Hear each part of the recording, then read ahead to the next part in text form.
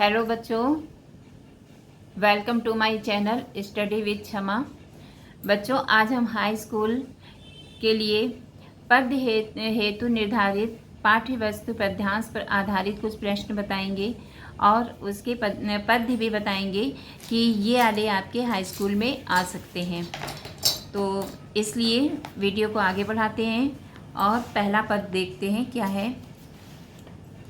सूरदास का पद है, चरण कमल बंदो हरियाई, जाकी कृपा पंगु गिरि लांघे, अंधे को सब कुछ दर्शाई। बहिरो सुने गूंग पुनि बोले, रंग चले सिर छत्र धराई। सूरदास स्वामी करुणामय, बार बार बंदो तेहि पाई। देखिए बच्चों, ये सूरदास द्वारा रचित है। इसमें भक्त जो हैं सूरदास से कहते हैं कि हे प्रभु, आपके कमल रूपी चरणों की हम वंदना को बार बार करते हैं, जिसकी कृपा से, जाकी कृपा पंगु गिरि लंघ है, जिसकी कृपा से जो है लिंगड़ा व्यक्ति भी पर्वत को लांघ सकता है। अंधे को सब कुछ दर्शाई, और जो अंधा होता है उसे सब कुछ दिखाई देने लगता है। बहिरो सुने गूंग पुनि बोले, और बहिरा जो है वो सुनने लगता है और गूंगा जो है व्यक्ति बोलने लगता है। रंग चले सिर छत्र धराई, और भिखारी व्यक्ति भी मुकुट धर के राजा बन जाता है। सूरदास स्वामी करुणामय, बार बार बंदो तेहि पाई। सूरदास कहते हैं, हे करुणामय स्वामी, हम आपके चरणों की बार बार वंदना करते हैं। इसमें बच्चों काव्यगत सौंदर्य में रस जो है यहाँ पर भक्ति है, गुण प्रसाद है और अलंकार रूपक और अनुप्रास है। ठीक है, छंद गेय पद है। आगे पढ़ते हैं। आपका ये वाला इम्पोर्टेंस है और इसी में चौथा है ये, मैया हो न चढ़ैयो गाय, सिगरे ग्वाल घिरावत मोसो, मेरे पाए पिराए। जौना पतिहाई पूछे बल धावै, अपने सोह दिवाई ये, या सुनि माई जसोदा ग्वालिन, गारी देती रिसाई ये। मैं गठवती अपने लरिकों को, आवे मन बहराए, सूर श्याम मेरो अति बालक, मारत ते ही गिराए। अब यहाँ पे श्री कृष्ण कहते हैं कि मैं गाय चराने जाऊंगा, तो सभी ग्वाले मुझसे गायों को घिरवाते हैं। ठीक है, सभी जितने भी वहाँ पे गाय हैं उनसे मुझे घिरवा देते हैं, और जिससे मेरे पैर जो है दुखने लगते हैं, और मैं वहाँ से भागता हूँ, दौड़ता हूँ, तो मेरे पैर जो है दुखने लगते हैं। जो ना पतिहाई पूछे बलदावई, अपने सौह दिवैयो। हे माता, यदि आपको मेरी बात पर विश्वास नहीं है तो जो है मेरे बलदाऊ से, बलराम भैया से पूछ लो। श्री कृष्ण ऐसा कहने पर माता यशोदा क्रोधित होकर जो है ग्वालों को गाली देती है। यह सुनी माई जसोदा ग्वालन, यह सुनकर माता यशोदा जो है ग्वालों को गाली देती हुई कहती है, मैं गठवती अपने लड़िकों को, आवे मन बहराए, मैं अपने बच्चे को बाहर इसलिए भेजती हूँ कि उसका मन बहल जाए। सूर्य श्याम मेरो अति बालक, मारत ताही रिंगाए। और वहाँ और कहती है, मैं अपने पुत्र को वन में इसलिए भेजती हूँ कि वह उसका मन बहल जाए। मेरा श्री कृष्ण अभी छोटा सा बालक है, ये ग्वाले उसे घुमा घुमा कर मार डालेंगे, दौड़ा दौड़ा कर मार डालेंगे।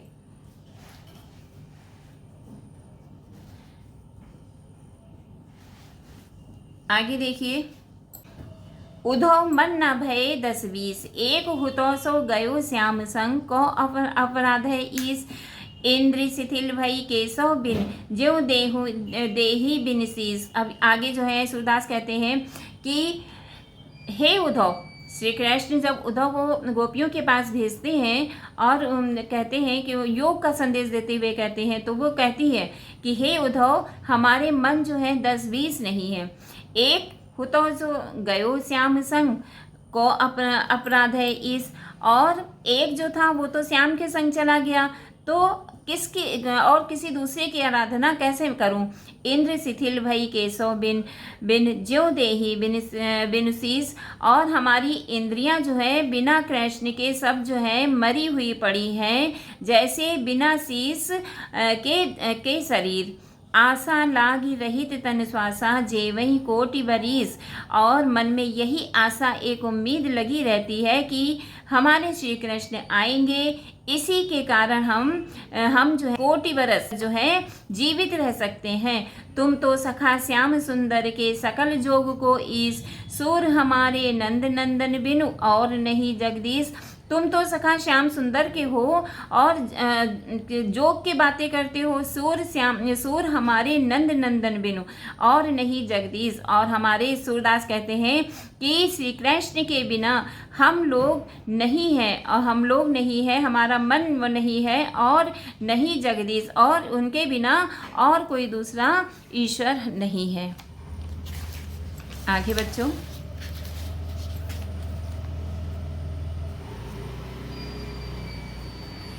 निर्गुण कौन देश को बासी, मधुकर कही समझाई सौहदे बूझत साच न हंसी।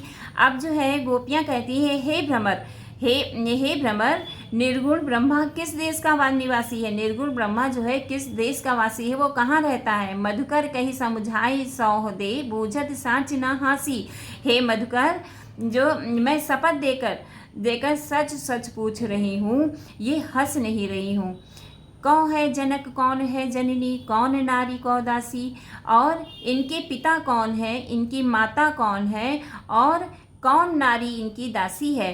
कैसो बनन भेष है, कैसो के ही रस में अभिलाषी। इनका भेष कैसा है, वरण कैसा है, और ये किस रस में अभिलाषा रखते हैं। पावे गए पुनि कियो आपनो, जौकै करेगो गासी।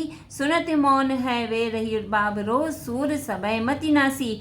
अब आगे बोलते हैं कि सूरदास कहते हैं कि मैं उसे किस रंग में अधिक लगाव है, तुम कपट करोगे तो उसका फल स्वयं पाओगे। सूरदास कहते हैं, गोपियाँ ऐसे तर्कपूर्ण प्रश्न सुनकर उद्धव से पूछ रही हैं, और उनकी विवेक, अब उनका जो है विवेक समाप्त हो गया है, क्योंकि वो उद्धव जो है बार बार जो है योग का संदेश दे रहे थे, तो उस दूसरे का संदेश सुनकर गोपियाँ जो हैं उनसे पूछ ही बैठती हैं, शांत अब नहीं रह रही हैं, उनसे पूछ रही हैं कि जो तुम योग का संदेश दे रहे हो वो कहाँ रहते हैं, किस देश के वासी हैं, उनकी भेषभाषा कैसी है, और उनके माता पिता कैसे हैं। ठीक है, और ये भी कह रही है, मैं सौगंध खा के कह रही हूँ, मैं सही पूछ रही हूँ, ये मैं हंस नहीं रही हूँ, यानी कि हंस के तुमसे नहीं पूछ रही हूँ, हंसी नहीं कर रही हूँ, ये सत्य पूछ रही हूँ। ठीक है बच्चों, ये पहले के आपके हमने इम्पोर्टेंट बता दिए। अगला बच्चों इम्पोर्टेंट पद है आपका, देखिए रसखान का। मानुष हो तो वही रसखानी, बसो ब्रज गोकुल गांव के ग्वारन। जो पशु हो तो कहाँ बस मेरो चरो नित नंद की धेनु मंझारन। पाहन हो तो वही गिरी को, जो धरियो कर छत्र पुरंदर धारन। जो खग हो तो बसेरो करो, मिली कलंदी कूल कदम्ब की डारन। अब आगे जो है यहाँ पर सूरदास सॉरी रसखान का है यहाँ पे, तो रसखान सब कह रहे हैं कि मनुष्य हो तो ईश्वर से प्रार्थना करते हुए कहते हैं कि अगर मेरा दूसरा जन्म हो मनुष्य का तो वही हो, ब्रज का मैं रहने वाला हूँ, गोकुल मेरा गाँव हो, और जो पशु हूँ तो वही मेरा बसेरा हो। चरो नित नंद की धेनु मंजारन, नंद के गायों के बीच में चरने के लिए जाऊं या टहलूं, घूमूं। पाहन हो तो वही गिरी को, और अगर मैं कोई गिरी पत्थर बनता हूँ तो वही उसी गिरी का बनूं, जो धरियो कर छत्र पुरंदर धारन, जिस गिरी को श्री कृष्ण ने जो है अपने उंगली पर धारण किया था। जो खग हो तो बसेरो करो, मिली कलंदी कूल कदम्ब की डारन, और अगर कोई पक्षी बनूं तो उसी डाल पे बसेरा करूं जहां पर कदम्ब की डालों पे बसेरा करूं। अगर मैं पक्षी हूं तो मैं कदम्ब की डाल पे अपना बसेरा बनाऊं। एक इसमें ये बच्चों ये भी इम्पॉर्टेंट है,